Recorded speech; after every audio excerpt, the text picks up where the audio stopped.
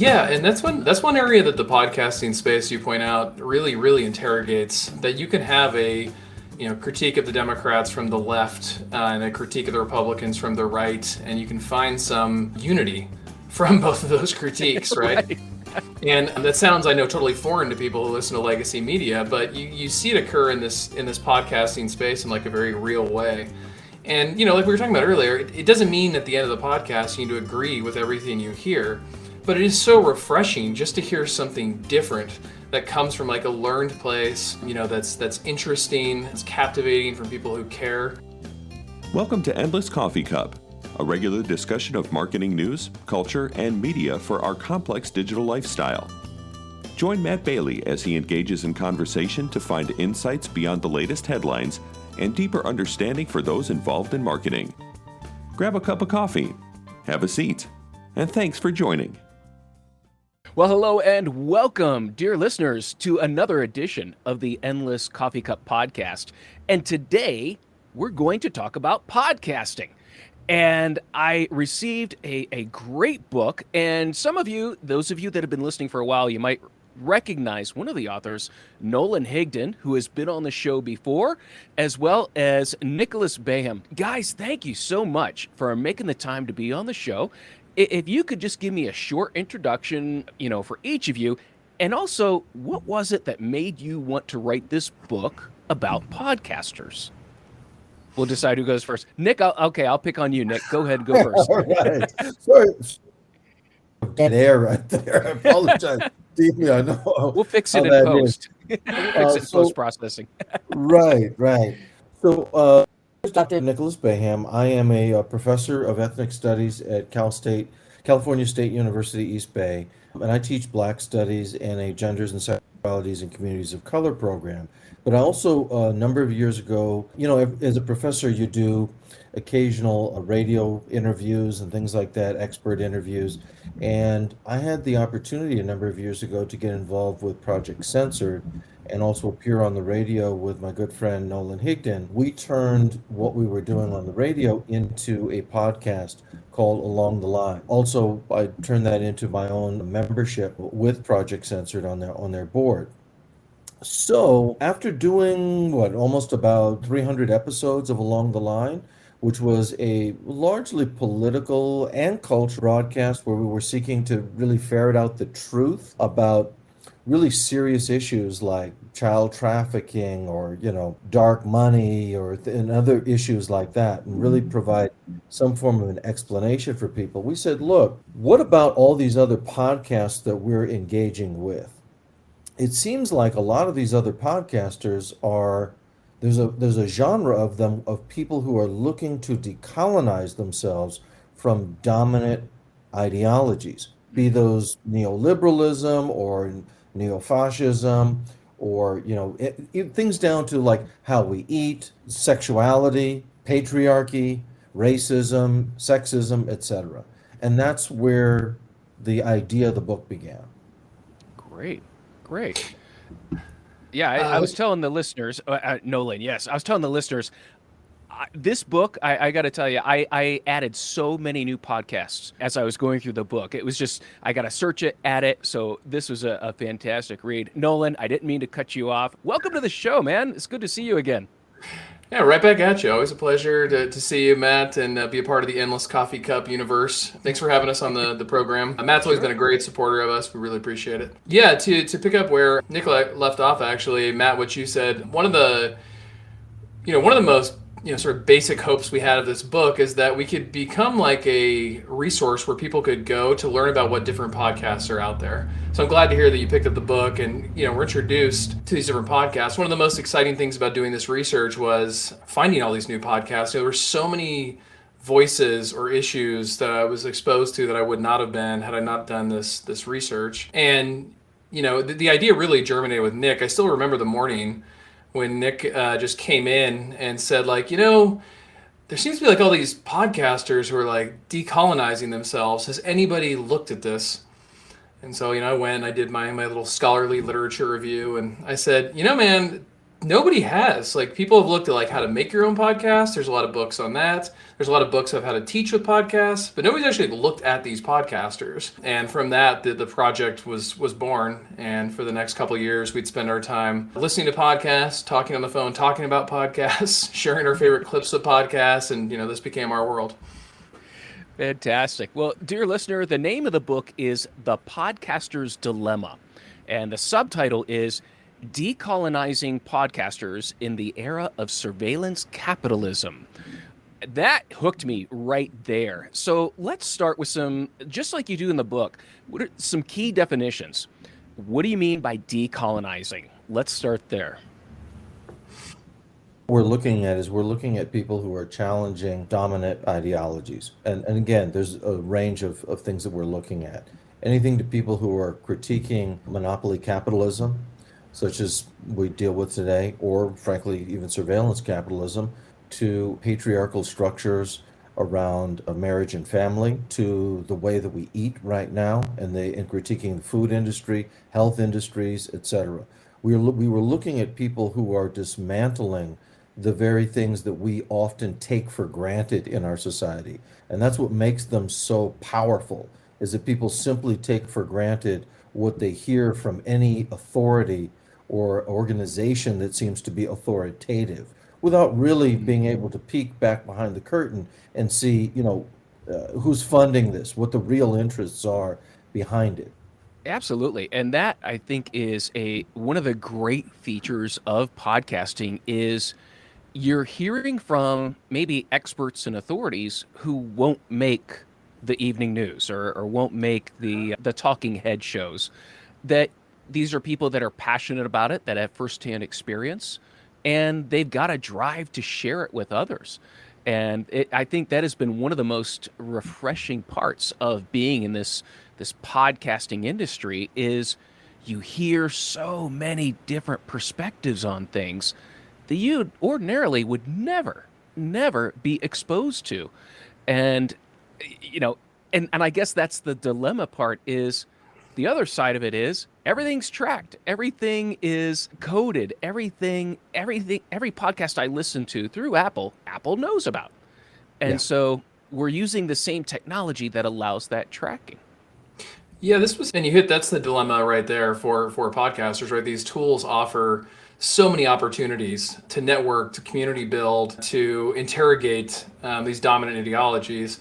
But they do come with a cost, and being surveilled, being tracked, losing privacy around communication and things like that. These are realities in surveillance capitalism. And so the more we rely on these tools, the more normalized that becomes. And you have this kind of weird space, i.e. the dilemma where these tools have so many possibilities, we can't stop using them. But at the same time, they have so many threats to our livelihood, yet we still can't stop using them. And in the book, we didn't write this book to like sort of mock podcasters. We love the podcasting space. So it's less of a judging the podcasters and more of a warning to podcasters about we need to think about where this is going. How can we best protect this space? Yeah, I did get that at all. That it's not a critique or takedown of podcasting. Rather, I felt like you're propping it up, that this is a legitimate media outlet to learn, to discover alternative voices. Yeah, the thing is that, and I'll let Nolan speak, because this is his ish more than mine, but about challenging legacy media, corporate. That's also sort of the broader context of decolonization.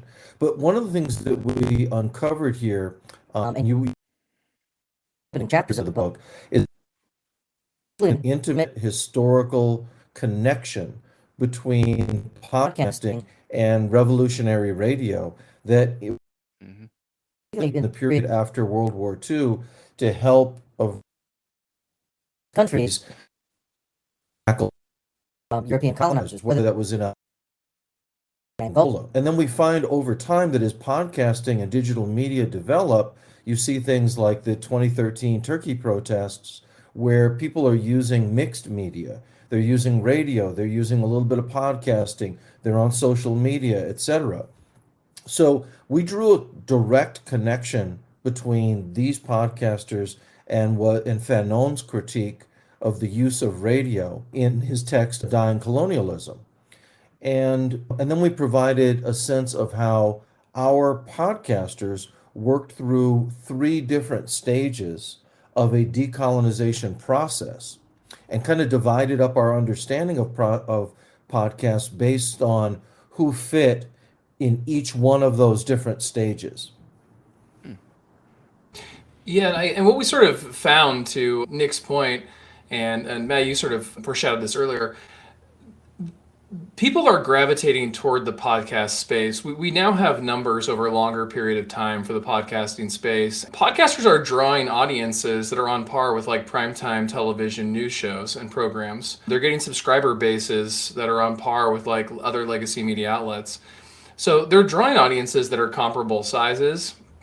They're having a much bigger cultural influence in terms of what people see. And they really, for someone who's critiqued media for all the years we've critiqued media, they really stand as an example of what we've talked about for years, which is this news media system is not serving the public, right? They would always say these things like, yeah, well, we have the budget to do, really high quality broadcasting. Well, people are turning into podcasts that are done, quickly with noises in the background and mics that are making sounds, and they're listening to these, for 3 hours. Or we heard audiences have short attention spans. Well, they're listening to 3-hour interviews with people talking about some esoteric topic that they've never heard of, but they're totally engaged in the process. We've heard that audiences, they can't handle things they've never heard before. There's radical ideas in these spaces that people are listening to. So again, time and time again, the podcasting space just stands in direct contradiction to what we've been told about news media in this country for decades. Absolutely. I share all the time. One of my top podcasts is Dan Carlin, the Hardcore History. I think the average episode is 4 hours or 5 hours long, and then he does them in a series of 6 or 8 episodes. So you're well into the 20-hour, very quickly if you're going through it. And so the whole concept of this attention span, and coming from the marketing standpoint, we've realized it's not that people have short attention spans. It's that you're boring. You're not providing any relevant information that is interesting to me, or it's the same pablum that you've just been throwing out there over and over and over, and I'm tired of it.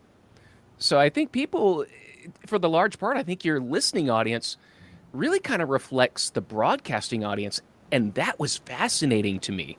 When you started breaking down the host and some of the common factors, education, media, what have I got down here? Backgrounds in critical expository writing. That was amazing to me about the podcast hosts. And you have very well-educated, well-written people who are now finding a new outlet. And I think that was probably one of the more fascinating parts of the book that I found. Yeah, we definitely were fascinated by that finding. And I think it, what I hope that people take away from the book, and we didn't write with this intention, but this is something that we've come to realize as the book was being published. But there is there is an actual concerted effort to dismantle this space, right? It gets attacked for being full of fake news or problematic ideas or hateful ideas.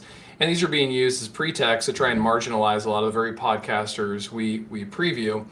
And I would encourage people to think of it less of a war of fake news versus truth and more of a war of legacy media versus new media. These new media personalities are a threat to the livelihood of legacy media. And when you understand the conflict in that context, it starts to make a little more sense why they're so aggressive about these, seemingly small indiscretions or not widely known guests and things like that.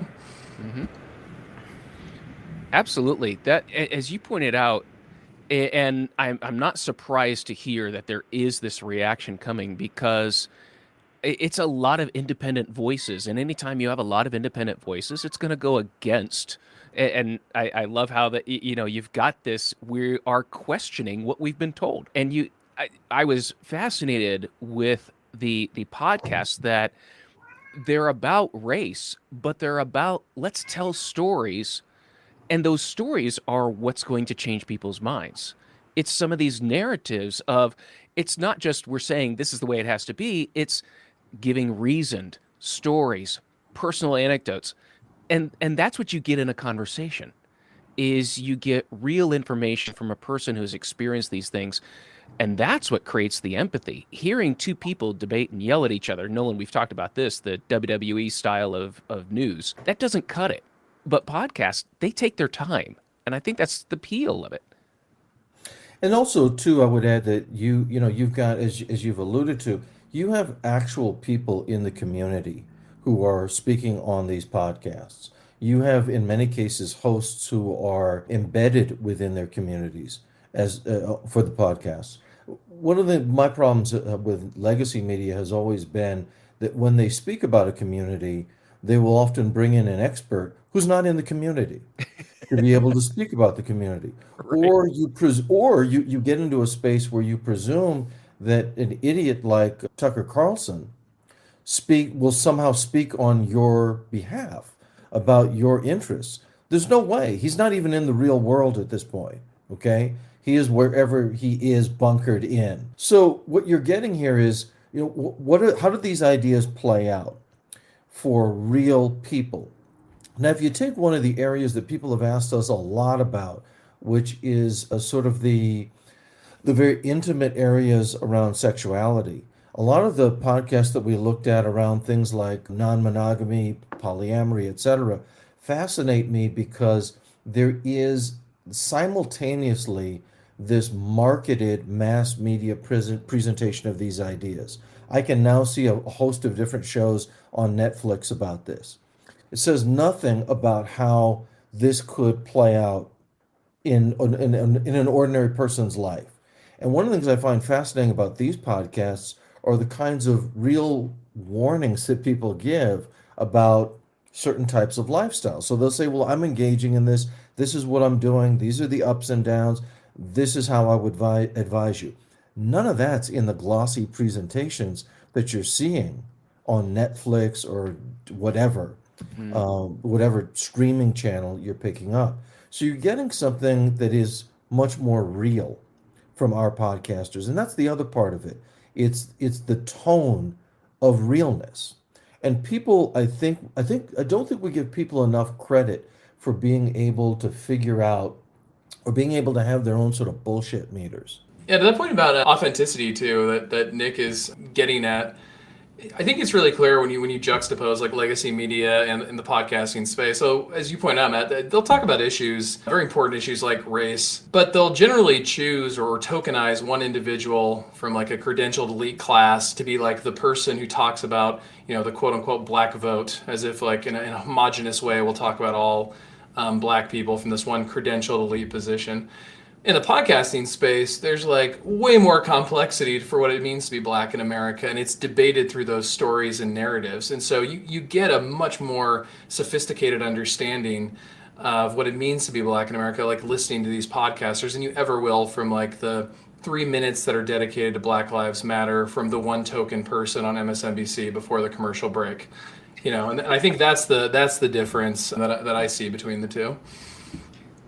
Absolutely. And you bring up a great point, and that was one where I'm making notes, and it was funny because I made a note and then you hit it, that the mass media, corporate media narrative is a false dilemma. You're either left or right. And one thing that podcasting does is it widens that myth. I was fascinated with the neoliberal, the podcasts that are railing against that neoliberal, there's left or right, and you got to choose, and they believe this, they believe this, and they're hammering everybody and questioning the narrative, questioning the messages that are being brought down. And so I love that. I've got no other way to say it. They're just widening that middle space, that it's not a false dilemma here, that there is a lot going on here. And I'm like, there's a third way, there's a fourth way, a fifth way. We can't just be thinking in these binary choices of politics because I think you bring this out too. It just creates that dilemma, and it creates people fighting against each other, and no real conversation is had. Yeah, because we don't actually live our lives in binaries, particularly on podcasts that deal with race or with gender. They're dealing with very complex intersectionalities, conflicts with intersections with class, physical ability, et cetera, et cetera. And once one starts to think about all of that, one is really getting to the space of how real people actually live their lives, which is really a process of, as I move through the course of my day, I experience moments where I have greater or lesser cultural, social, political power because I'm in different contexts, engaging with different intersectionalities of who I am and how I truly live. Absolutely. And that's one thing I think with the past couple of elections that has really, I think, stood out to me more than others is basing a judgment on someone based on how they vote when there's a world of nuance that went on to make that happen, but yet people are being judged based on that binary who you voted for. Yeah, and that's one area that the podcasting space you point out really interrogates, that you can have a critique of the Democrats from the left and a critique of the Republicans from the right, and you can find some unity from both of those critiques, right? Right. And that sounds, I know, totally foreign to people who listen to legacy media, but you see it occur in this podcasting space in like a very real way. And like we were talking about earlier, it doesn't mean at the end of the podcast you need to agree with everything you hear, but it is so refreshing just to hear something different that comes from like a learned place, that's interesting, it's captivating from people who care. It's just so much different than kind of the bland, like, okay, I know it's the Democratic MSNBC, they're going to rail on the Republicans, or I can flip over to Fox and they're going to talk about the Democrats are destroying freedom. I got it. I've been listening for 30 years. Same stuff. And there That's are so also, true. I would say too, Matt, there are also, because of that, our podcasters are asking questions that other people are afraid to ask. So, for example, when we were looking at things like the interrogation and critique podcast, which is like our first stage of the decolonization process, there are people who are asking really hard questions about things like, what is the white responsibility for racism? What is, there's one podcast, Seen on Radio, that gives a 14-part primer on the historical underpinnings of white supremacy. None of that stuff is covered in legacy media. You can get some of that on PBS if Ken Burns decides to produce it, but outside of that, it's not readily available to you.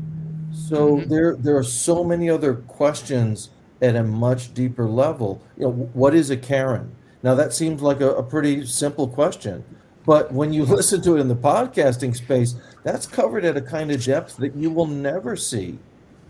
Well, it's covered in depth, and it's an enjoyable way to It receive it. is. I, Yeah. I, I mean, you picked up on that they're not necessarily setting out to be comedy, but they're humorous, and it Yeah. brings such an authenticity that you mentioned. And I love that story and then the transcript of the show. It was, another one I had to add because that was just such a great way of setting that nothing we're experiencing right now is in isolation. There is a history. There is a wrapper to this that we have to understand. Yeah, Yeah. Go ahead. No. I was just gonna say one of my favorite examples of that is remember we listened to the podcast, Nick, they broke down the history of the census, which sounds like the most boring topic in the world, right? The history of the U.S. Census, but they did it for the purpose of showing how the racial categories changed over time, and so how your identity was dictated by the federal government. And so it was this really like powerful message of history about how the power of government to control people's identities. And so it's those kind of like deep analysis that provides historical context for listeners that helps you become a more informed participant in democracy than anything you'll ever get in legacy media. But Nick, I know you were going to say something. Well, there were two comments. One from Matt, and then I also want to pick up with what you were saying, Nolan. Matt, I do think that the sort of self-effacing humor aspect of these podcasters that we listen to is really important because it is one thing to go from legacy media where, frankly, just to be honest with you, there are people who don't even have degrees in journalism who are passing themselves off as quote unquote journalists and have incredibly high opinions of themselves that are almost 100% unwarranted. And here we do have a number of people in the podcast space who have the credentials, right? But are Right. consistently self-effacing. And what I like about that is the sort of inbuilt critique of authority, which for me always as a listener triggers, okay, I need to this is part of a journey and I need to continue investigating. This is not the be all end all. We are opening up a conversation. And I like, but the other thing too is that in our three-part analysis, first looking at podcasts that critique and interrogate, and then second of all, looking at those that have counter narratives, there's something, the third part is podcasts who are so engaged with their communities that they represent in and of themselves a call to action. There's another piece that is lacking from the legacy media, and we're talking about things like Black Lives Matter co-founder Alicia Garza with Lady Don't Take No, or there's one that I love called Rebel Steps, where they actually give you these instructions on how to flush pepper spray out of your eyes and how to deal with being arrested by the police. And they give you actually the most sort of the closest picture of what we were talking about around revolutionary radio, where these are almost the sounds all of the streets while the protests are happening. And there isn't anything like that at all in legacy media that's that grounded in what's happening. Absolutely, and it's not just even legacy media. I find that a lot of it's missing in education. Are you know from this revolutionary, are people actually aware of their rights and what those mean, and what police can or can't do, and those types of things. So I look at it from a governmental perspective, a historical perspective. What podcasts are doing is they're adding so much color to situations where for the mass media, it's a blip. It's what we're going to talk about today, and then we go to the weather, and maybe never revisit it again until it comes up. So as you said, Nolan, you get the minute and a half talking head. Whereas the podcast, we could just pull that apart and just pull on some of those threads and see where they go. One of my favorite podcasts to review in this space that's related to this topic was the Bad Faith podcast, which is hosted by Brianna Joy Gray. And what I like about her is I think we're roughly about the same age, and she went off to, I think, Harvard Law School. And, she talks about how, like, in her schooling, there wasn't really a lot of conversation about, like, civics or how to organize and these types of things, right? So she ended up working for the Bernie campaign, and she kind of got involved in that. But she rightly noticed that, those in the new media space were getting critiqued for thinking you could, like your way to, like, social justice. So she, rather than sort of dismiss that critique, which she does in her podcast, I think is very fascinating, she brings on these folks who do organize, like Chris Hedges and folks like that. And, she interrogates them pretty heavily for like 3 hours to basically teach the audience, like, well, what does organizing mean? How does it happen? Like, what steps do you take? And so she tries to like pull from like this older generation to a perhaps younger audience. Like, what do we actually have to do? What is organized? I think that's like a really powerful way that podcasting can be used. And as Nick pointed out, if we do have any critiques in the book, I think the one area we were sort of critical was there wasn't enough sort of activist components in the podcast team we saw. That may change over time, but that was one of the kind of the weaker areas we noticed. Is that something where more people, do you think, are being drawn to that in different areas, the political and race? And it seems to me there was a good foundation of, I would say, conversation that would be helping people to understand. But then I think what you're talking about is that kind of the next level is now let's look at some revolutionary ideas and topics. Is that where you, as far as they should have had a little more on that, or and is there a market for that? Are those kind of growing, do you see? Yeah, I think, speaking of that same idea, right? The revolution will not be televised. You have to leave the studio and get out in the streets, right? And so, but the podcasting space, just like revolutionary radio, can be critical in building awareness, setting goals, making people aware of events and things like that. But you need that strong like organizing base behind it. And so we do see some people in the space working on that, but it's very much so in like the early stages. Mm-hmm. And if we can, connect it to what we were talking about earlier, like if you watch legacy media, the way we solve all of our problems is just have the right party elected to all of Congress and the presidency. So for 20 or 30 years in this country, people have tried to elect their way to whatever transformative, change they want. And it largely hasn't worked because, again, there's not that organizing pressure on elected leaders. And so I think the podcasting space is starting to get Americans to relearn these critical lessons about how change happens. Matt, the ideal for me is someone like the young woman who videoed with her phone while holding her hand straight the entire George Floyd. Someone who can broadcast from the street like that and create real change. Because what she did really informed about something. And for me, as a black man, just that knowing that finally people can see what I've always seen, right? Because so much of what we're talking about here is stuff that it happens, but it's just not seen. I'll give you an example of this that we did actually on Along the Line podcast. We got into one of the most underreported stories in this country over the past maybe 10, 20 years, which are the disappearances of Black, Latinx, and Indigenous girls off the streets of America into Right. sex trafficking. Nobody reports that. No. And nobody's going to pay any attention to that until there's a George Floyd-like video from start to finish showing, capture all the way to however it ends. And it doesn't end well. But that's the kind of space that I would like to see the call to action podcasts moving towards. In addition to the interviews with activists and the helpful hints for what you do when you're in some kind of a protest.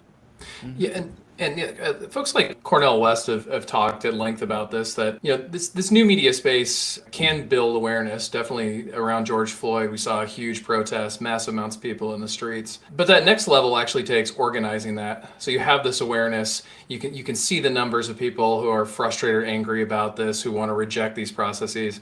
But the answer never is just simply elect the next person into office with that energy. And that's really, I think, where the podcast space is wrestling with is, how do we organize? What are we organizing around? Who are we putting pressure on? What are some of these goals we intend to make happen? And I think it's kind of in that stage, at least in my read. Nick, what do you think?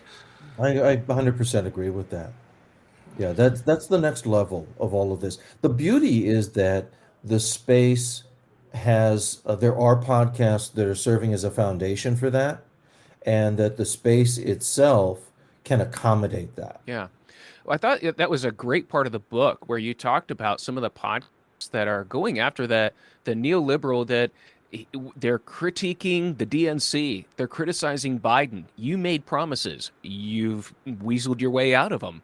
And they're driving to that conclusion. And it's not as simple as just electing the right people. It's now we have to do something. And that I thought was a fascinating part of the book, to see how they're searching for those answers and how do we affect real change, because it's not going to happen in this existing structure. That was a fascinating a couple of pages there, as well as some transcripts from some other podcasts of talking through this and how do we make that. Yeah, I think it was one of those. Like Howard Zinn had that quote, that something about to the extent that you don't know there's been a change in social consciousness until it breaks through the surface. I sort of look at like the podcasting space, where you could see where these potential breaks in like social consciousness are starting to germinate in so many ways. And I think the book really speaks to that these folks are comfortable having these conversations that would never be accepted in legacy media or most like elite institutions. They're having these conversations and they're drawing in large audiences. And what that, says about the future, I think, is very powerful. That is a great point. Things are starting to percolate through the surface there. Hey, it's time to take a real quick break here, refill the coffee, and we'll be back in a few minutes.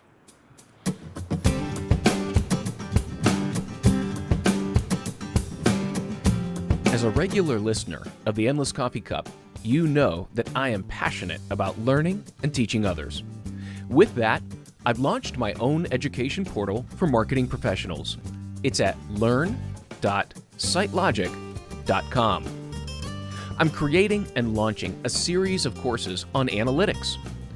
First course is how to create an analytics strategy that aligns to your business objectives. The second course is 6 analytics skills that turn data into insights. The third course, launching in just a few weeks, is how to eliminate data overload and improve your presentations. This final course teaches you how to speak the language of the C-suite in your presentations, making you more persuasive, powerful, and effective in your marketing role. You'll also find short topics on data, Google algorithms, and local SEO. And finally, the centerpiece is the OMCA certification course. This is a 40-hour coached course that provides you with a solid digital marketing foundation. At the successful conclusion of this course, you are eligible to sit for the OMCA exam, and you'll receive a free voucher for the exam, a $225 value that is included with your course enrollment. I'm an advocate of the OMCA certification, as OMCA certified marketers make 16 to 25% more than their non-certified coworkers. The OMCA is proof of your skills and knowledge in this industry.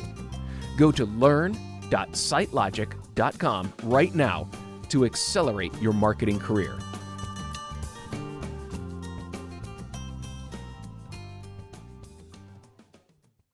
All right, dear listener, welcome back from the break. Before we get back into the other part of the book, which is the surveillance capitalism piece, and yeah, Nolan, you and I, we're ready to jump into that. I got to ask, guys, this is the Endless Coffee Cup podcast. So, favorite coffee, beverage of choice? Are you a coffee drinker? What are you in? I'm the most boring coffee drinker. I just love black coffee, dark roast, my favorite. Dark roast. Oh, wow. Okay. No, I am a black coffee drinker as well. I can't have anything in that cup, but dark roast once in a while. That great. Good. I hate to disappoint you, Matt, but I'm a matcha latte with soy, almond, or oat milk type of a guy. Great. It takes all kinds. Is there a particular coffee or a particular bean or anything like that you go for if you see it available? Well, that'll be up to Nolan. For me, it's just straight matcha. All right. All right. I got off of coffee a number of years ago, Matt. I was a decaf man when I did drink coffee, but even that gave me the jitters. I'm kind of high strung as it is, so just tamp it down. Yeah, well, that's good. I always like to know. I got coffee drinkers, tea drinkers, who's on the show, and what's your poison there. So, great. Thanks for sharing that. And so let's get to the podcaster's dilemma, that we're using this amazing technology to reach hundreds, thousands of people around the world, and yet it's the same technology that can also, from what I got from reading, it's the same technology that can be the downfall of podcasters. Yeah, there's anybody who works in the digital space, including podcasters.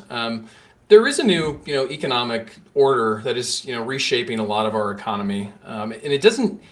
I think because it's so complicated, and it also really stands into contradiction for how we understand a lot of the popular digital companies, big tech.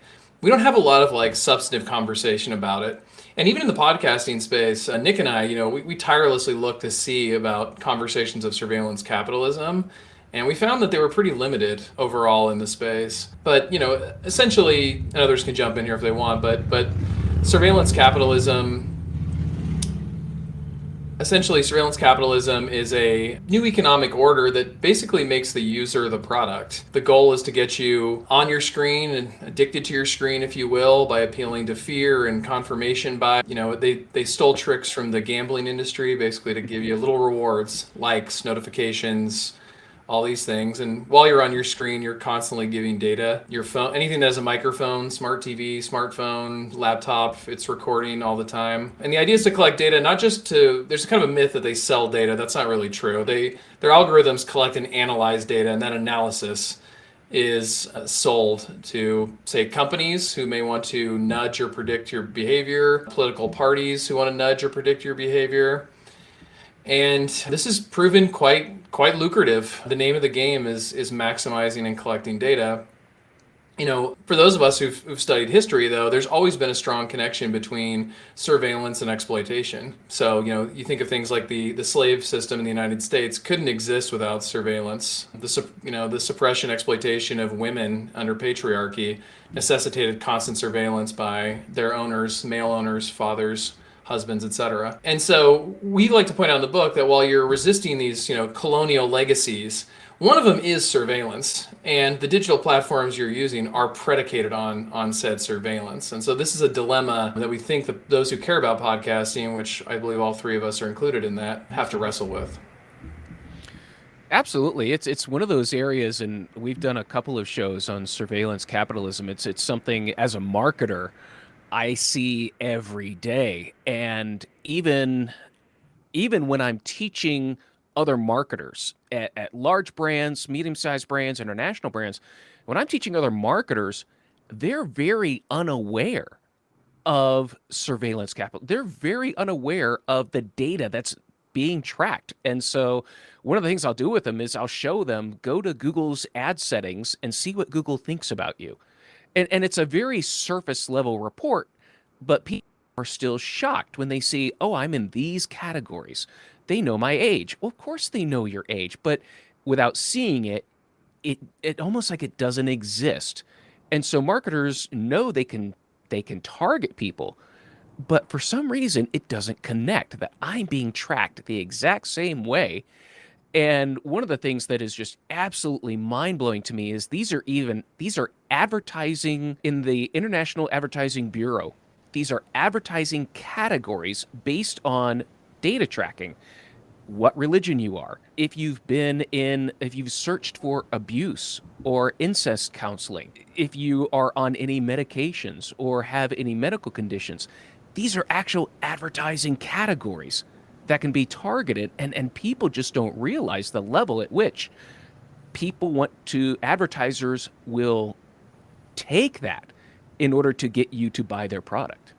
And what's so fascinating about that too that I always think of is these tools are a product of the military industrial complex, right? The internet and GP, they were made for the purposes of mass communication and mass surveillance. From the DARPA program, it really took the advertising industry to figure out how to put like a happy spin on tools. It never convinced people. Like, you couldn't convince the average person like, hey, well, we need you to carry around a tracking device. Well, then all of a sudden, like, Apple packages all this stuff in the iPhone, and people are like, no problem, I'll carry a tracking device everywhere. And that connection, you're right, is like sort of lost, I think, and how the two work in tandem. Absolutely. Yeah, it can be a scary thing when you just start breaking it down. And yeah, I mean, that's why I call myself a reluctant marketer. I'm in this industry. I love what I do, but there is a drastic line that I think sooner or later, and I'm surprised to hear that you didn't find a lot of podcasts that are, decolonizing the tech space. And that's, I guess I would kind of put myself in there because I want to ask more questions about the tech space. That we're being pushed, and TikTok comes on the scene. All we get in the media is how great TikTok is and look how fast they're growing. There's never a critique. They're rarely, I think in the first year TikTok was really, throughout the pandemic, I was looking at all the articles written about TikTok. Less than 1% were a critique of the technology and of what it behaviorally would do. Everything else was these glowing, look at how fast it's growing and you need to be there. It was fascinating to see how that legacy media treats that.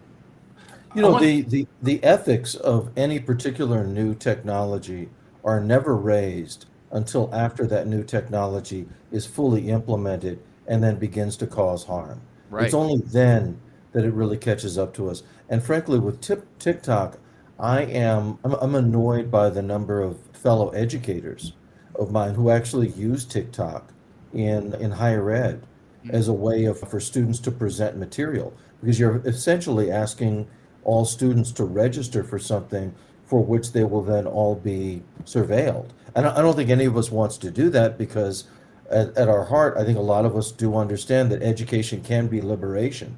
But when you're doing stuff like that, then you have to sort of question Am I really leading people down a path of liberation or just towards some other form of slavery? And to Nick's point on that, Nick, I think that's a great point, and I think I've noticed on the education space, and to Matt's point, I've noticed in the journalism space. So, I'm always invited onto like media programs, and journalists say, "Hey, I'm going to interview you, and I'm doing a story on data tracking because of like the Facebook whistleblower." I can't tell you how many times before we go on air, the person admits to me they know absolutely nothing about the topic of data collection or tracking, and these are people who are reporting on big tech.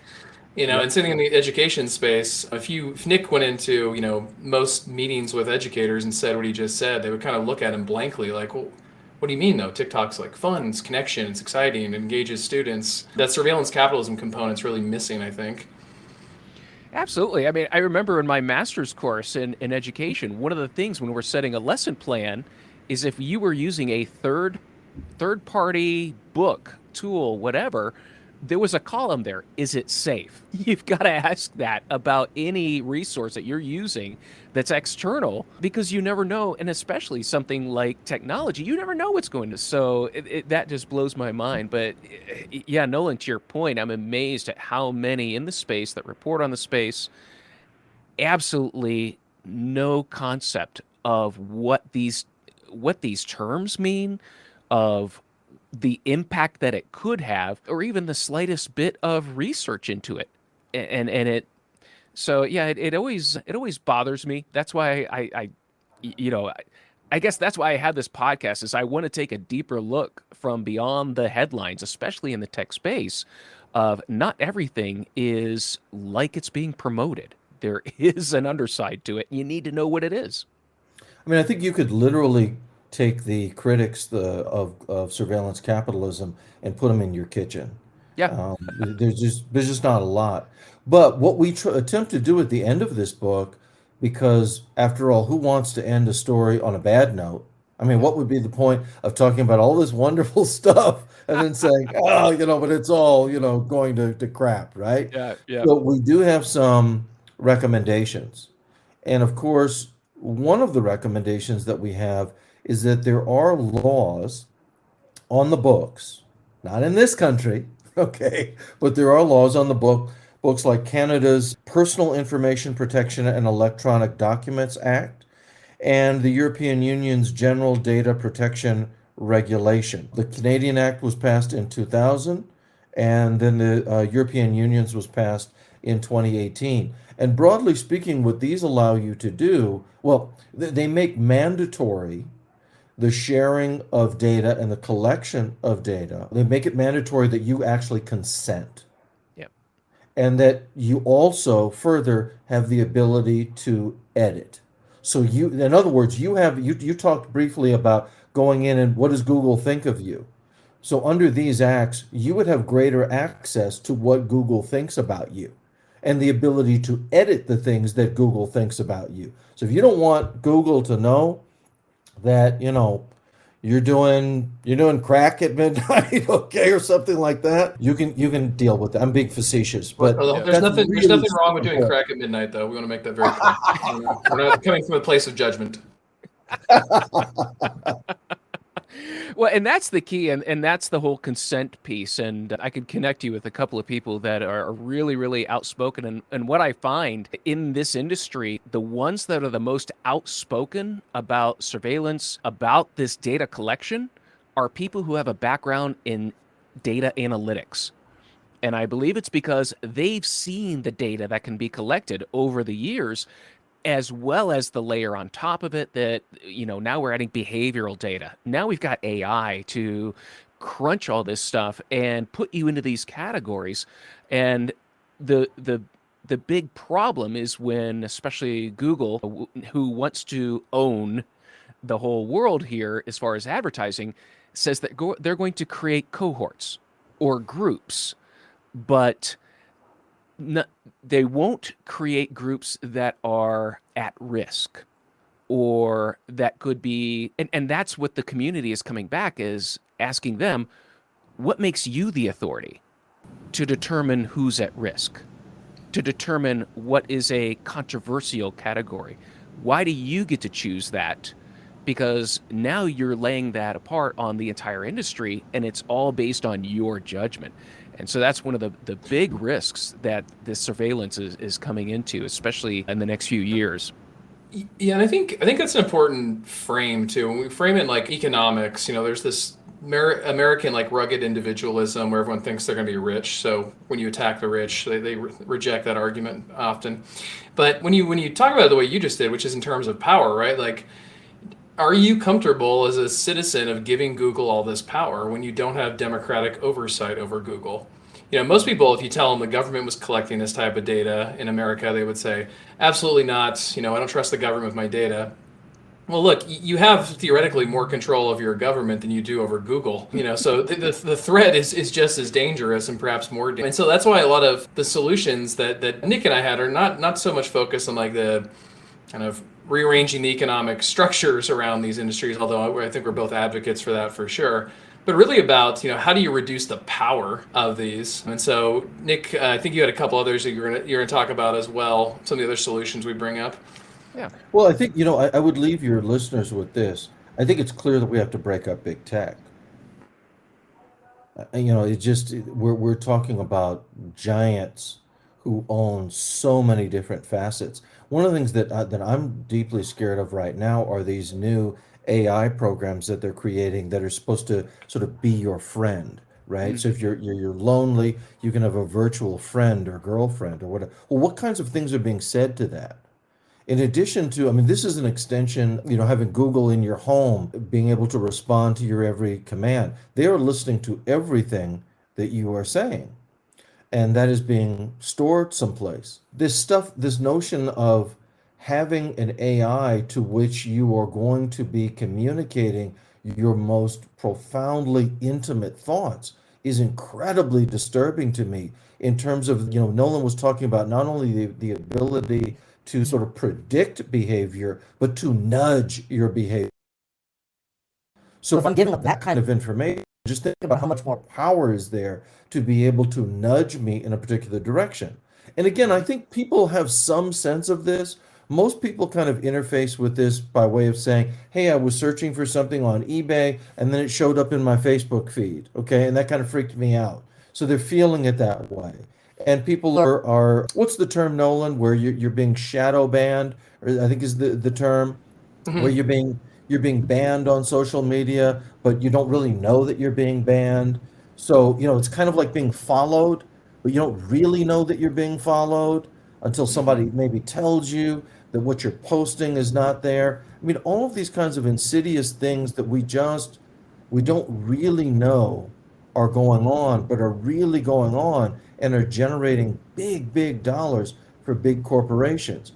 An effective way to end that, in addition to this kind of legislation, is we have to blow up big tech. That I think, yeah, like you were saying, there's a lot of power in a few companies. And one thing about the AI piece that I don't think people realize is, yes, they're capturing all this data, but it's not just sitting in a warehouse. It's being classified. It's being organized. It is going towards a profile that they are building actively on you. It's not just, I think people just have it in their mind. It just sits in a warehouse in a box, and someday the government will get to it. But there's an active processing that happens to that data. Nick, what are some things we can do, to be more active in the legislation, to be aware of what's going on? And I'll say here in the US, we probably have the most lax privacy laws around. One of the things I did, I joined the EFF and started tracking a lot of their emails, what's going on, learning about that. What are some things that podcasters can and should be doing to make sure that there's a clear path for podcasting in the future? Well, first of all, when we were talking about the call to action podcasts, we need more call to action podcasts in this space. We need communities being built up around this space. The thing too that we didn't really talk about in the book, and we haven't talked about on this program yet, is that in addition to our data being mined and whatever, we still have pockets of this country where the to know about actually don't have full free internet access. And there are community movements that exist in this country to provide local community access to internet. Now, when that's provided, that also has to be protected too, right? So there are a lot of different layers to this, and I would say that there has to be, with our call to action podcasts, there has to be a sophisticated class, racial, and gendered analysis about the way that this kind of impacts different communities different ways, because it's not uniform all. So I think some of the same things that we saw in podcasts that offer critique and interrogation or counter narrative, those things can on this space as well as the call to action area. It just has to be as incredibly sophisticated as the rest of this, profoundly intersectional as well, with real community voices talking about the real impact that they're experiencing. And if podcasters out there are looking for resources on that, I would mention some books. In terms of race, there's a great book called Black Software. Ruhar Benjamin writes about the new Jim Code. Then on gender, there's like Brotopia by Emily Chang, and Invisible Women is another. And Data Feminism actually is that's actually my number one recommendation. But if you're trying to get into this space and connect kind of what's going on in this decolonized space with the digital space, there's a lot of great works on it. Oh, and for class, like Hustle and Gig. So just to give some book plugs out there for other folks who are doing great work in this space. Very cool. Good.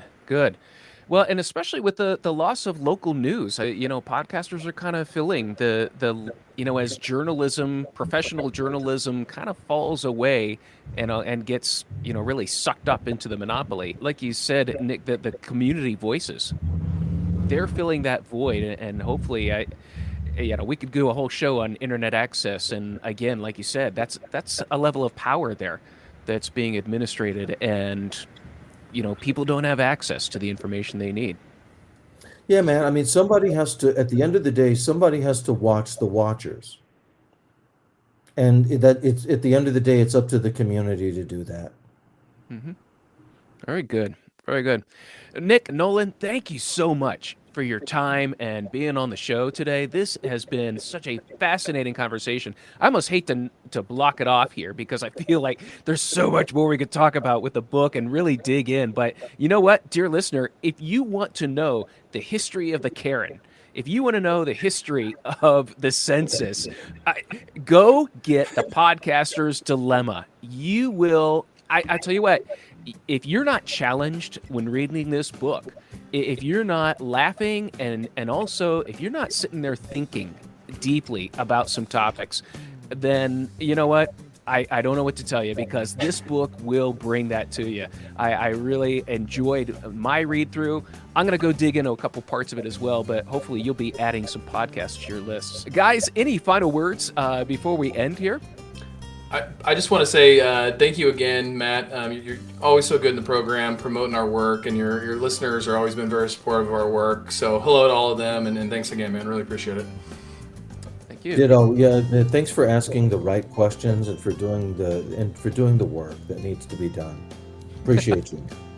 Well, I appreciate that. That's part of the podcasting, We've got to right. we got to put out a product, and it's always fascinating to me when I hear someone tell me either through LinkedIn or once in a while I get an email that I'm listening to your podcast and I enjoy it, and I tell them, I'm like, that just makes my month that someone other than my mother is listening to this podcast. And I'm loving it. That is so cool. So, hey, guys, thank you so much. It's stuff like this that makes the podcast great. And I really appreciate the work you put into the book. And wow, thank you again for the time you spent. Thanks, you. Matt. All right. Dear listener, I hope you enjoyed this episode. Again, that is The Podcaster's Dilemma. I'm going to have a bunch of stuff in the show notes here, so be sure to visit the page, hit the links, go check out Nolan and Nicholas, go see what they're doing and some of the other works they've published. You won't regret it. And we'll see you next time on the Endless Coffee Cup Podcast. This podcast is heard along the Marketing Podcast Network. For more great marketing podcasts, visit marketingpodcasts.net.